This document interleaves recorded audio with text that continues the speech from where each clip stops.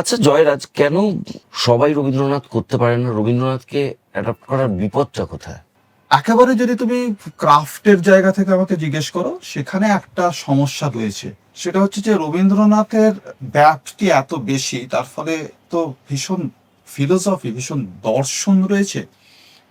এবারে তুমি অভিনয় করো, তুমি বুঝতে পারবে যে এন্ড অফ দ্য ডে দর্শন দিয়ে তুমি অভিনয় করতে পারবে না, তাই না? স্কিল লাগবে, ক্রাফট লাগবে। হ্যাঁ, এবং তোমাকে একেবারে একটা একটা একটা মানুষ হিসেবে তাকে নির্মাণ করতে হবে, রক্ত মাংস দিতে হবে। রক্ত মাংসের মানুষ হিসেবে নির্মাণ করতে হবে। শুধুই যদি ফিলোসফিটা তুমি ওটাকে, মানে ওটা নির্দেশকও পর্যন্ত বলে দিতে পারে যে নন্দিনী একটা আইডিয়া, রাজা একটা আইডিয়া, সর্দার একটা আইডিয়া, আইডিয়ার সাথে আইডিয়ার সংঘর্ষ হচ্ছে, এটা নির্দেশক বলতে পারে, এটা নাটককার লিখে দিয়েছে তিনি বলতে পারেন, কিন্তু অভিনেতা বলতে পারেন না। অভিনেতার কাছে সেটা একটা আইডিয়া নয়, অভিনেতার কাছে সেটা একটা চরিত্র।